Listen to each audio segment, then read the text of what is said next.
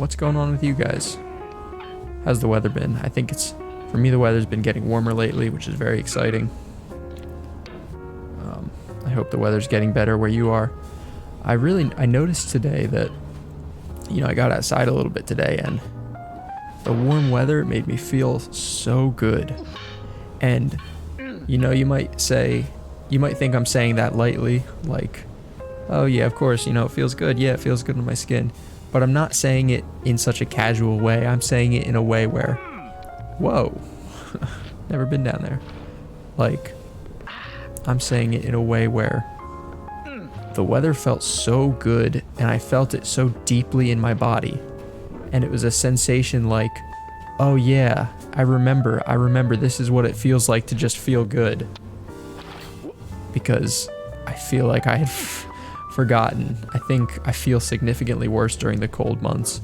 And I forget how good you can feel until the warm weather finally shows up. So I'm extremely grateful for that. I'm extremely grateful that spring and then summer are on their way. I'm extremely grateful for a lot of things. I'm so grateful that this channel, we reached 100 subscribers, which is, I know, in the big scheme of YouTube, it's like small potatoes, but it's so exciting to me.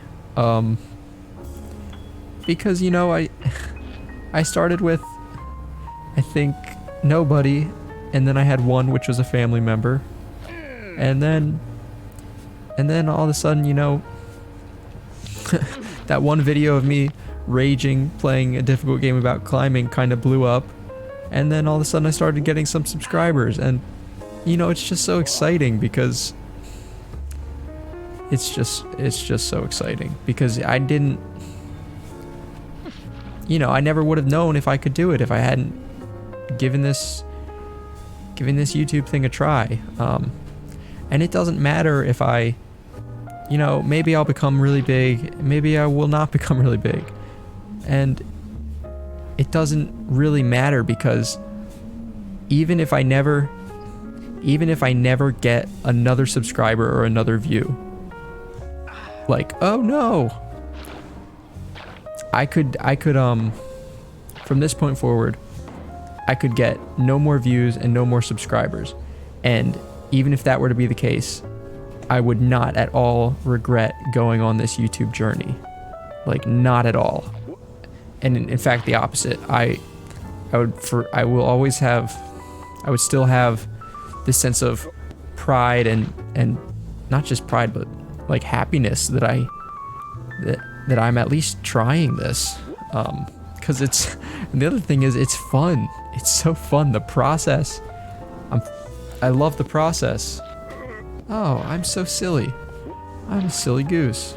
I love the process of making videos, editing them. I mean, editing can be rough, I'm not gonna lie, but it's I love it. It's just, it feels so special.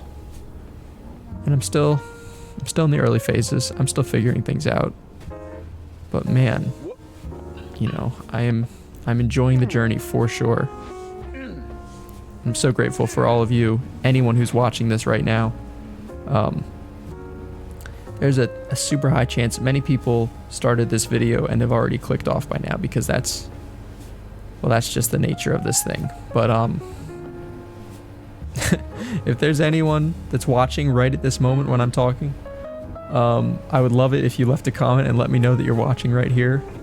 And then, I can know, and I'll have that moment of a connection with you. Because even though when you're watching, I won't be right there with you, I'm right here now, and I am telling you that that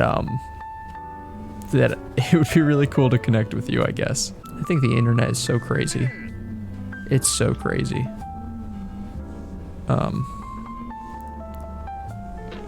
I mean, people don't. I'm fortunate because I got to witness it blowing up. When I was growing up, I grew up before smartphones were popular. So like in middle school, I didn't have do you like that? That's my new way to do this. Just put myself up here. little sneaky move. Seems a little bit easier actually. So in middle school, I just had like a sliding text phone, and I was so excited about it. And then all of a sudden, and my parents were the type of people to say, we're not going to get smartphones. And they were adamant that they were never going to get smartphones. And then pretty soon, everybody and their brother had a smartphone, and so did I. And then the real thing that meant is that everybody and their brother had access to the internet all the time. And that is a wild thing. And it's just like the internet has just taken off in the last 20, 25 years. You know, it's so new. We're still figuring out new ways to use it, and I don't know, it's just crazy. I sound like an old man talking about the internet.